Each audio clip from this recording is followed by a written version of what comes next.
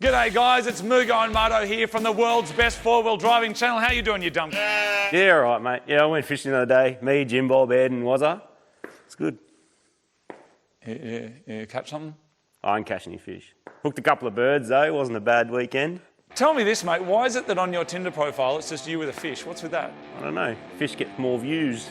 Does it? More swipes, more views. Really? Saves me money on a premium membership. Now people, I know that everybody's used to living their life 30 seconds at a time on their Instagram screen. This video's like 40 of them, all stuck together, but we're saving you the thumb time.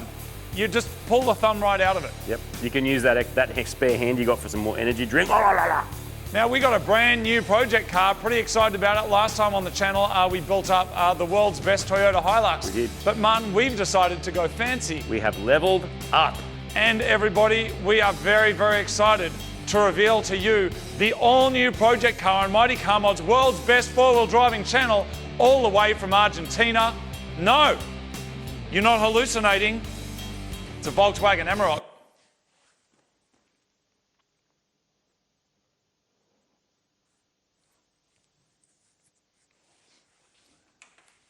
Cheers, mate.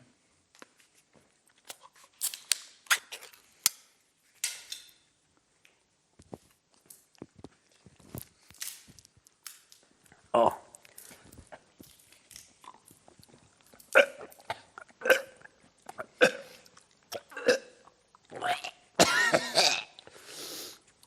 Oh. Run the graphics.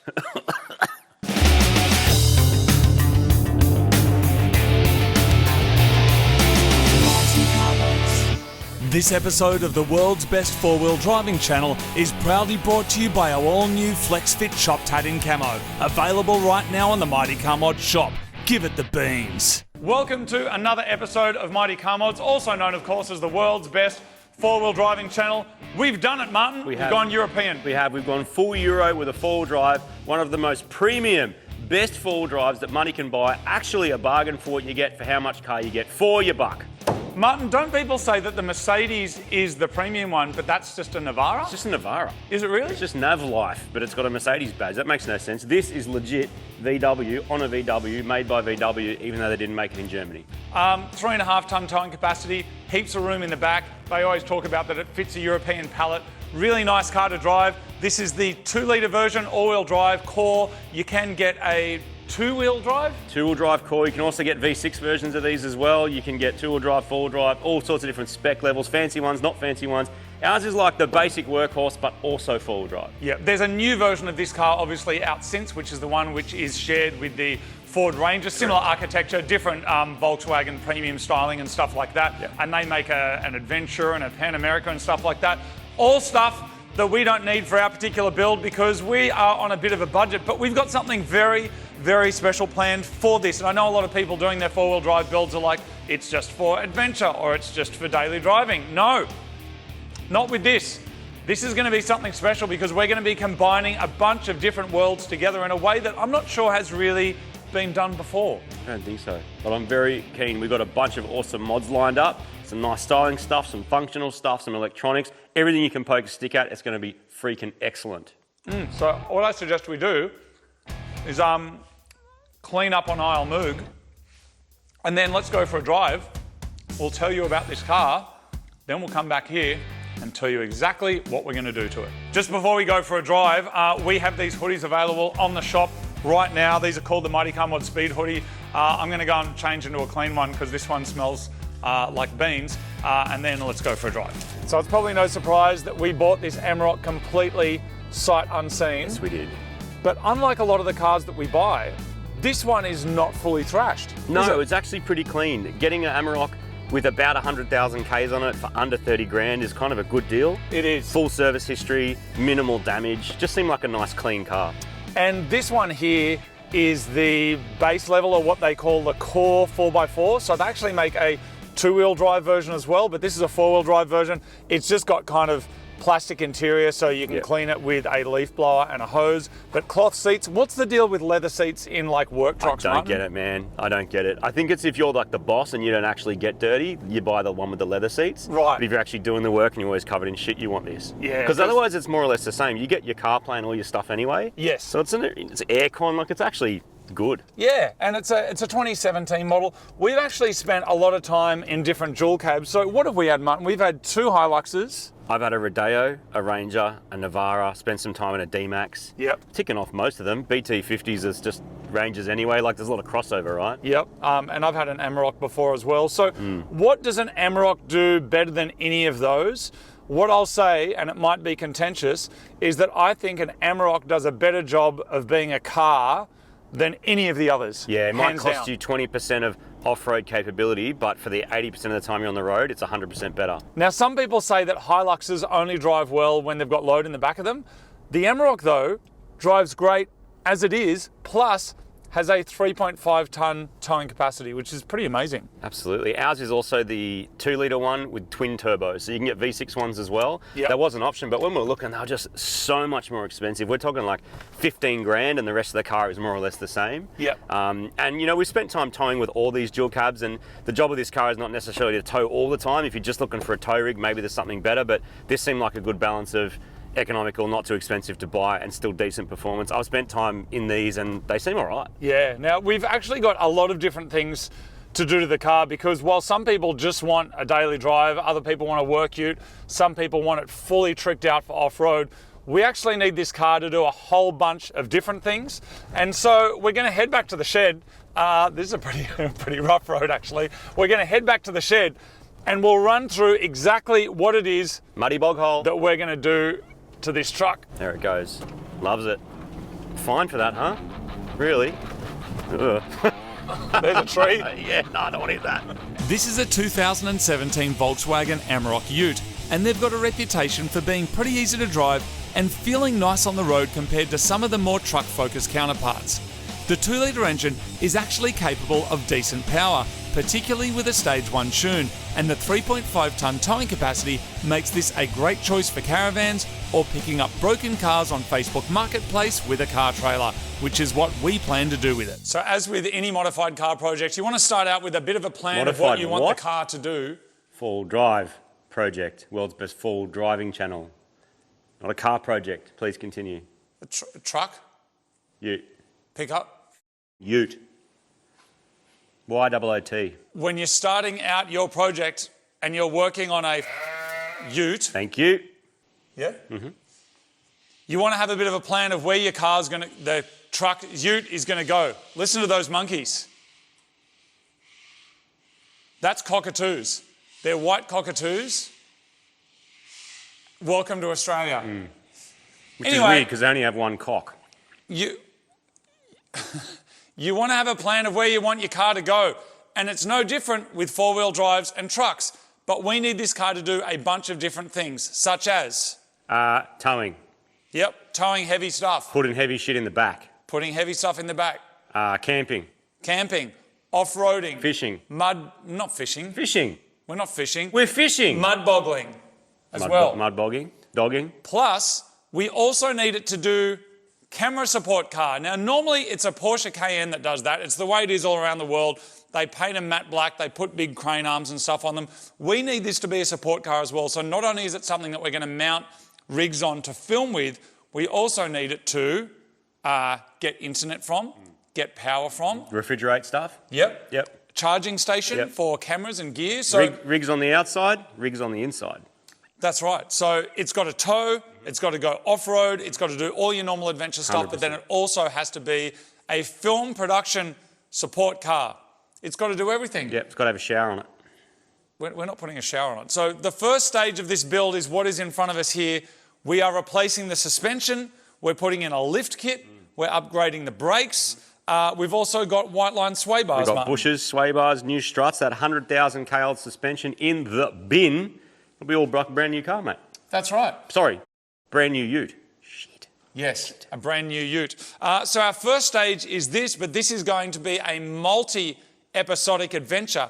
And behind me, over here, oh, don't just look yet, but over here is all of the other stuff, including a guy trying to hide behind the cupboard. Can you see that? But his shoes are so visible. All of that stuff that's over there is going to be going in the car, and we're going to be giving you detailed videos and how-tos on how to do this yourself, or not that detailed or how to. aren't we, Martin? Yeah, but if you got a ute, going to put some cool stuff on it, have a good time, this is your place. World's best and second best four-wheel drive channel. Let's get into it.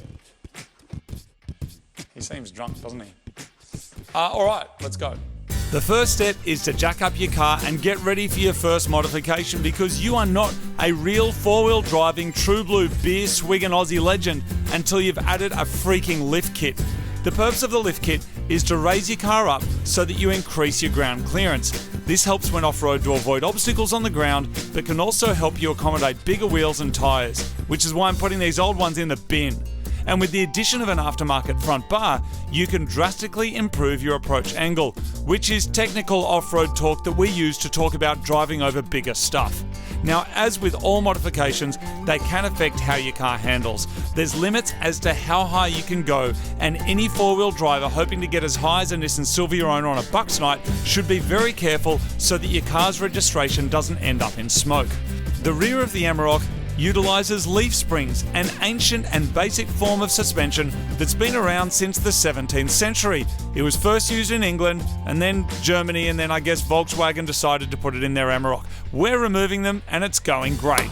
The problem is when you are the world's best four-wheel driving channel... What a piece of shit.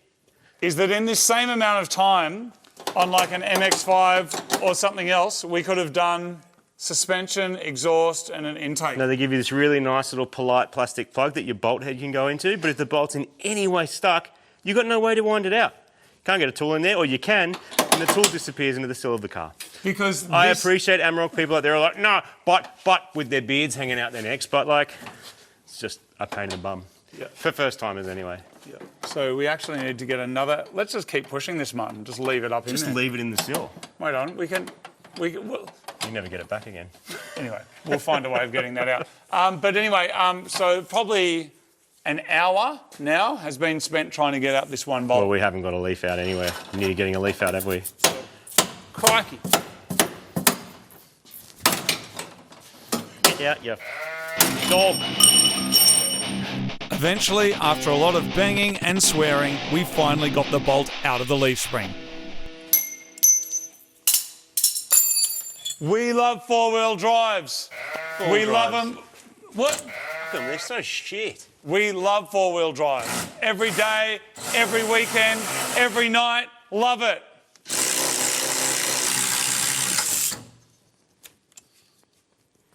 You don't like four-wheel drives anymore? I don't like modifying them. We love modifying four-wheel drives. They're just a cock. Don't we, Martin? Yep, sure. Thank you. So excuse my little hissy fit earlier. Real four-wheel drivers don't hissy fit because they're tough as nails. But look at this shit. Like, pull the bolt out of the suspension, all right. Like, that's the hole that the bolt has to go through, but it doesn't. So you can probably start to get an idea of why it's frustrating working with that. But we're going to work it out with a hacksaw probably. Can you lift up? Not really. I don't want to take the full weight of it because All right, got it. how muddy and gross this bullshit Stupid is. thing. Oh, it's I guess like they're good, but this is just four-wheel drive life, eh? You're just covered in shite. Imagine you're like a heavy mechanic, Yeah. like big machines. Oh yeah, no, I'm soft compared to those blokes. Making the world work. Thank you very much. Are you repairing tractors, trucks, trains, mining equipment? Thank you very much. Without you, things don't get done. That's it. Nothing. Same You're running again. the country, people. Same again on this side, mate. All right, let's get this thing out and gone.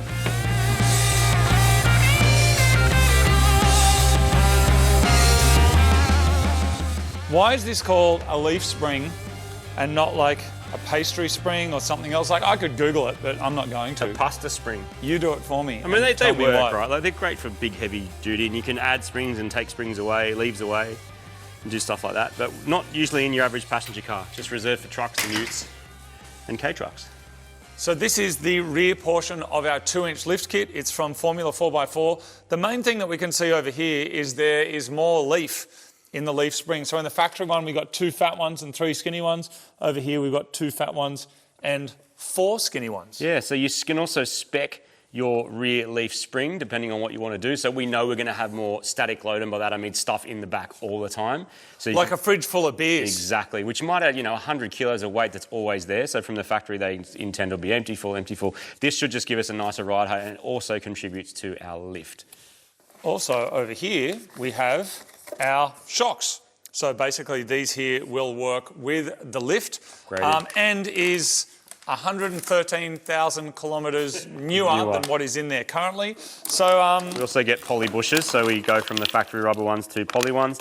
We grease them up. These are super easy to put in. These you'd need to press in and out. With these, you just grease them up, put the bit through the middle and stick them in like that. And that is literally ready to go in using the original bolts. Assuming we can get them through the side of the chassis, these will go back in.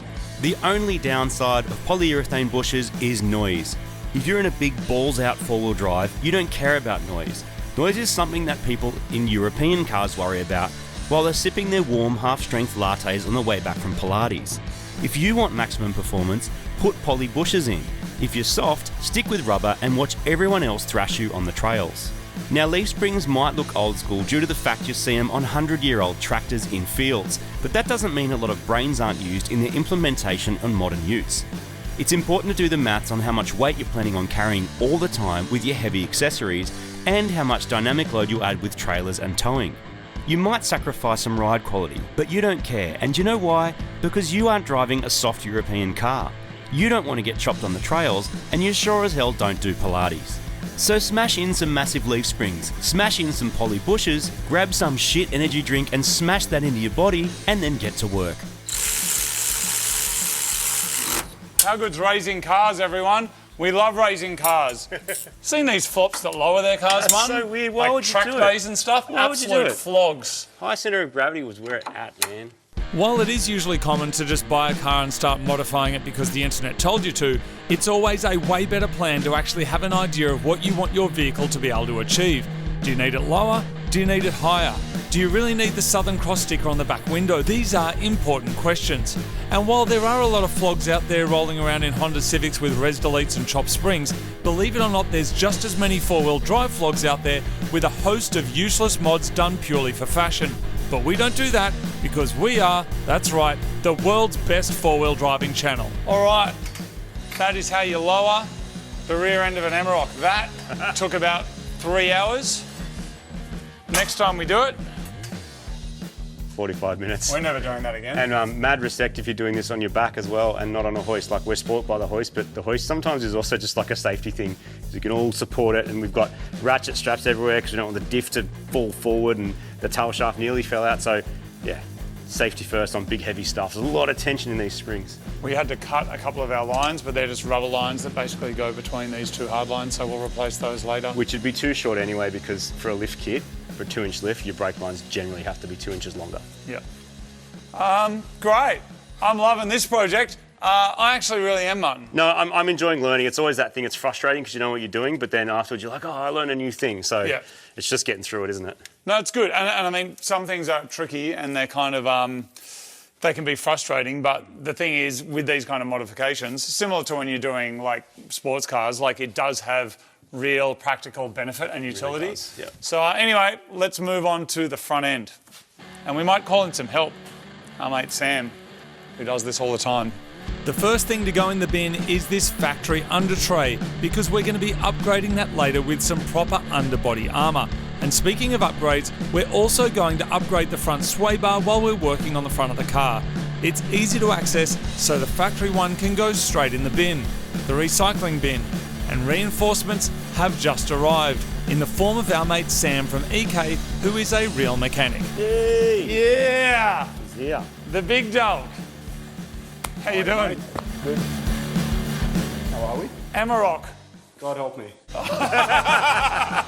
A lot of people working on their cars at home wonder if they need hand tools or power tools. The answer is actually both, and you don't need much to get a lot done. When it comes to DAC-DACs, there's really only two that you need in your garage. This is the small Ryobi DAC-DAC. Of course, it runs on the ONE+ battery that fits on all of the other products as well. That is great for this general purpose stuff, anything you need to do on the car that doesn't need anything too extreme. And then this one, the big guy, this is the ONE+ HP. So this is what we're using today for doing brakes, for doing suspension. It's just got huge amounts of torque. Down here you can control as well how much power you want on there. And between those two, it'll pretty much do everything that you need to do on your car. The number one thing to keep in mind when working on suspension also rhymes with suspension, and that is tension. Be careful of springs or control arms or anything else that is loaded up. If you undo a bolt that's holding it all in place, it's not uncommon to see those parts flying across the workshop, and you definitely don't want them flying into your face or your balls. If you aren't sure, ask a professional or read the flipping manual and make sure you're doing things in the right order. We'll be replacing our lower control arms as a whole unit, and that means it will have all the new bushes and our suspension will have no kilometres on it and transform the car. Ute. We're going to remove both the upper and lower arms, shock and spring, but to do that we need to separate the drive shafts so it can all slide out.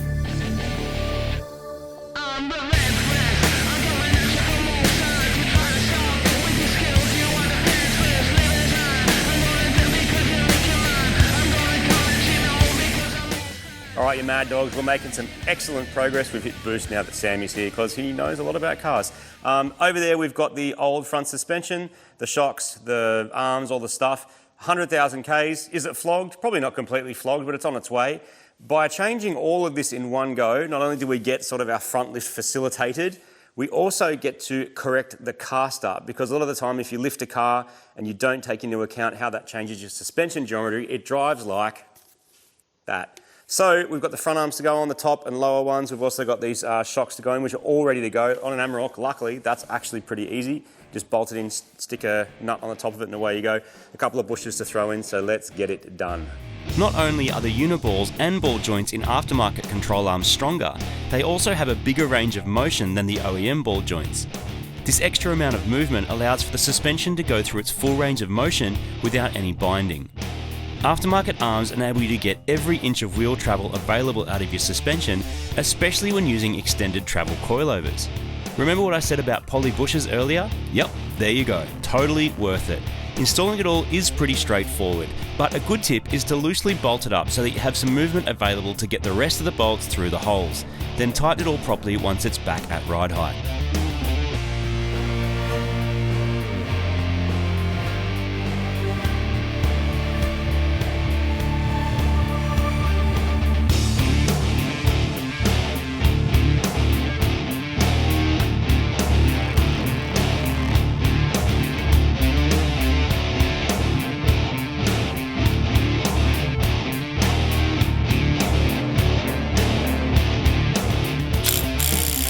Alright, drive shaft is back in, lower and upper arms, our new shock.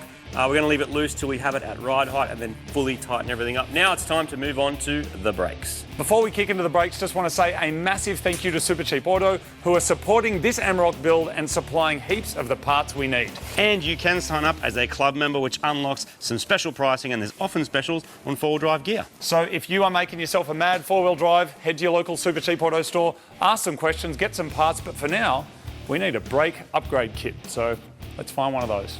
So we are adding a bunch of weight to our Amarok because we're going to be having a bunch of stuff in the back that we're using for production, but also so that we can spend more time towing as well. So it's a great idea to upgrade the brakes. Now we have got here the Bendix Ultimate Four-Wheel Drive Brake Upgrade Kit.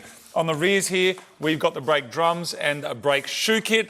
And then this here on the front, we've got the brake rotors, plus a set of four-wheel drive brake pads. And then we also have braided brake hoses as well. And they're a little bit longer because we've got the 2-inch lift kit. We need longer hoses. So that is everything we're going to need. Let's crack open the box and see what's inside. This is a complete upgrade kit that includes high-performance brake pads for increased stopping power, plus Bendix Ultimate rotors. With the combination of high-strength ceramic brake pads and the slotted rotors, we'll get good brake feel, reduction in brake dust and noise, resistance to brake fade, and thermal stability when under high temperatures. Now I gather all of that sounds pretty fancy, but it basically means our brakes will be better. Now while we've been busy upgrading the brakes on the front of the ute, the rear of the Amarok also needs an upgrade, but it has drum brakes. Developed from an original idea from Daimler back in 1899 and then taken by Louis Renault, 1902 saw the Renault brake system come to be considered the foundation of modern brakes. So next time you see a flog in a Renault Megane wishing he could keep up with your Audi RS3, you can thank him and his weird beard for his excellent brakes. even though both of those cars I mentioned have disc brakes. By the way, disc brakes were patented by Englishman Frederick Lanchester and first came out on a production car in the 1950s on a Citroën DS, another French weird beard car. Anyway, the Amarok has both. It's got discs and it's got drums, so thanks to all the fine engineers for inventing things that allow us to stop, because otherwise we can't go. Now, with the fronts and the rears upgraded, we're also upgrading the brake lines. You need to make sure if you're lifting your car that these are long enough, but it'll also give you better pedal feel and better performance. So the last thing to go on before we finish up for the day is a couple of sway bars. Now, we've got a white line front sway bar here, but more importantly than that, we've actually got a rear sway bar also by White Line. And the reason that that's a big deal is because this car doesn't actually come with a rear sway bar at all. So that is a proper upgrade. So with everything finished over there, we bolt these on, and then that is a big day of work done on the Amarok. I'm hungry for some beans. An aftermarket sway bar is one of the best bang for buck handling improvements you can do for your ride.